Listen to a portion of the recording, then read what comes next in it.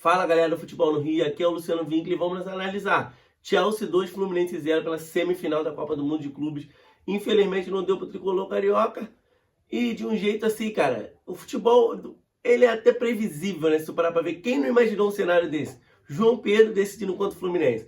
O moleque que acabou de chegar, quando o Mundial começou ele nem era jogador do Chelsea, cara. Acabou de chegar, já entrou muito bem contra o Palmeiras e mudou completamente o jogo no meu ponto de vista. E hoje titular pela primeira vez os primeiros gols da camisa do Chelsea, exatamente contra o clube que o revelou, não só o ex-clube, como revelou. Ele é um moleque de Xerém. A torcida do Fluminense canta muito, né?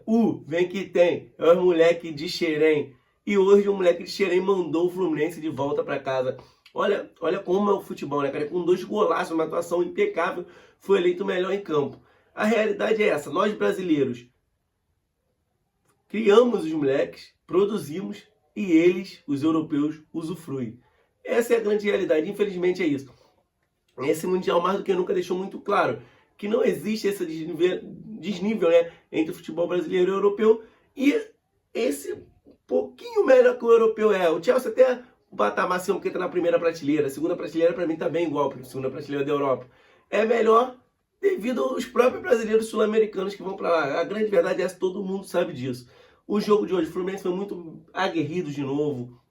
Um time que se entregou ao máximo, fez tudo o que podia, assim como nos jogos anteriores, né, cara? Eu tô falando de um moleque de Xerém, no outro jogo foi o Martinelli que decidiu além do Hércules. Hércules quase empatou o jogo hoje, o Cucurella salvou em cima da linha.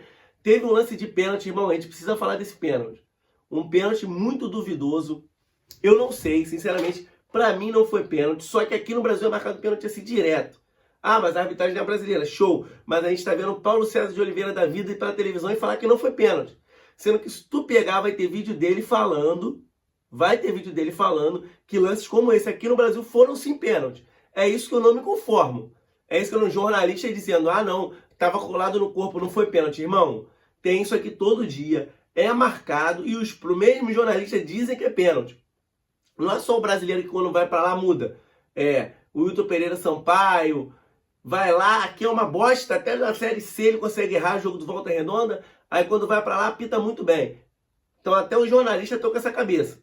Quando vai pro jogo europeu, eles veem de outra forma o lance. Aqui tudo é falta, tudo é pênalti, faltinho, o jogo não corre, é por isso que aqui o jogo é pior que lá. A intensidade é menor, não é pela qualidade. É porque o juiz, principalmente de tudo, não deixa o jogo correr. Os jogadores se comportam de outra forma, e agora eu tô vendo que até os jornalistas também. Até os jornalistas também se comportam de uma forma diferente no lance que acontece lá ou aqui. Passível de pênalti, sem dúvida. Se o juiz dá pênalti, ninguém ia poder falar que foi roubado. E mudaria completamente a história do jogo, irmão. O braço estava aqui, ó. Atrapalhou a passagem da bola. Não estava completamente colado. Eu não acho pênalti porque, pra mim, cara, foi uma bola na mão. Ele estava com o movimento de colar o braço no corpo. Então ele não teve intenção nenhuma. Ele não tem como ele tirar o braço do corpo dele, jogar longe. Só que aqui no Brasil, esse mesmo critério são diferentes, irmão. São diferentes, é isso que eu fico indignado. Ele mudaria completamente o jogo. Ali seria 1-1 no primeiro tempo, irmão. O Fluminense não ia precisar sair como saiu e tomou o segundo. É um efeito cascata. Um lance muda a história do outro lance. O Fluminense poderia ficar ali com a linha de 5, igual ficou o mata-mata inteiro e se deu super bem.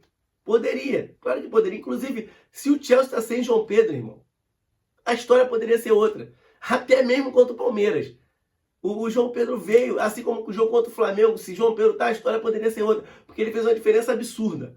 Eu só não vou permitir que fale que o Chelsea cresceu na competição depois da derrota contra o Flamengo. Não, o Flamengo que derrotou eles. Não vem tirar o mérito dos clubes brasileiros dos clubes carioca. Eles melhoraram com acréscimo de João Pedro. Foi isso. Fora isso, foi o mesmo time, irmão. O mesmo estilo de jogo, parou o jogo hoje com o Faltinho o tempo todo, não quis deixar o Fluminense jogar quando o Fluminense tinha bola. Tá conseguindo entender? Foi o mesmo time da competição toda. O Chelsea não tem nada demais. E o Fluminense esteve vivo aí. Enquanto até tomar o segundo gol, o Fluminense estava super vivo na partida, irmão. Super vivo na partida. É aquilo, o pênalti não foi validado, foi anulado, né? Que o juiz deu no campo, o VAR chamou. Aí também tem isso, a interferência do VAR que a gente não viu nesse Mundial tão grande assim como nesse lance duvidoso. Hoje entrou em ação e aí o Fluminense acabou tomando o segundo gol e aí a vaca foi pro brejo, né? O Fluminense já tinha tido que sair, tomou o segundo, teve que ficar em cima. E aí o Chelsea foi muito superior, poderia ter feito 3, 4, poderia ter goleado o Flu ali. Mas bom pro Fluminense que não aconteceu, né, cara? O balanço do Super Mundial pro Fluminense é, tipo assim, inacreditavelmente espetacular. O Fluminense entrou em campo, gente. Eu acho que comentam sobre isso, mas eu acho que subestimado o tema ainda. Comenta um pouco. O Fluminense entrou em campo com Ignácio, Hércules, Guga, René, Nonato. Olha isso, galera. Everaldo, Canóbio entraram no segundo tempo. O elenco do Fluminense não está na primeira prateleira do futebol brasileiro. E o que esses caras fizeram?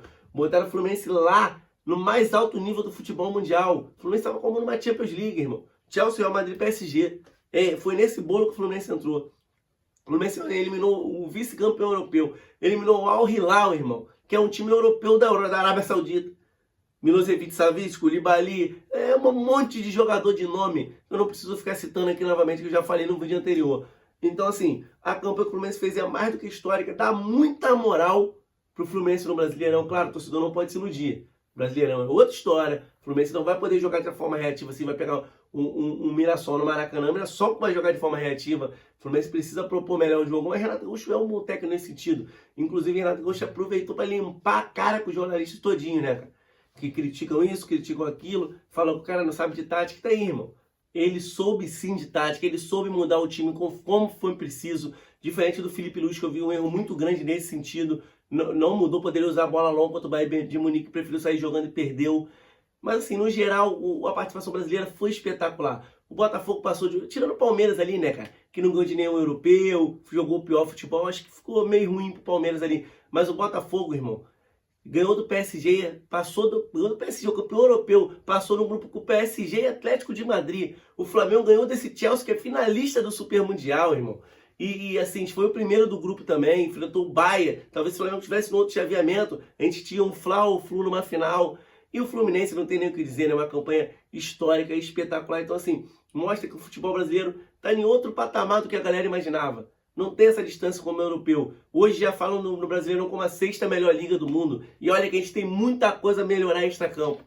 A gente fala que o sexta melhor como se fosse tecnicamente a sexta melhor. E eu nem acho que está mais na frente. Tem muita coisa extracampo, arbitragem, iluminação, gramado, transmissão. Tem muita coisa a melhorar. A CBF é ridícula, tem que melhorar muita coisa. Mas no geral a participação brasileira foi espetacular. E deixa aí nos comentários se vocês concordam comigo, se vocês não concordam comigo.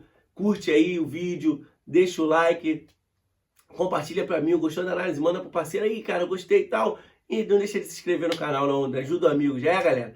Tamo junto, tem muito Brasileirão aqui no Futebol no Rio, entrevista coletiva, análise dos jogos, vamos cobrir tudo do Brasileirão a partir de agora, vem com a gente, já é, pessoal? Tamo junto e até a próxima.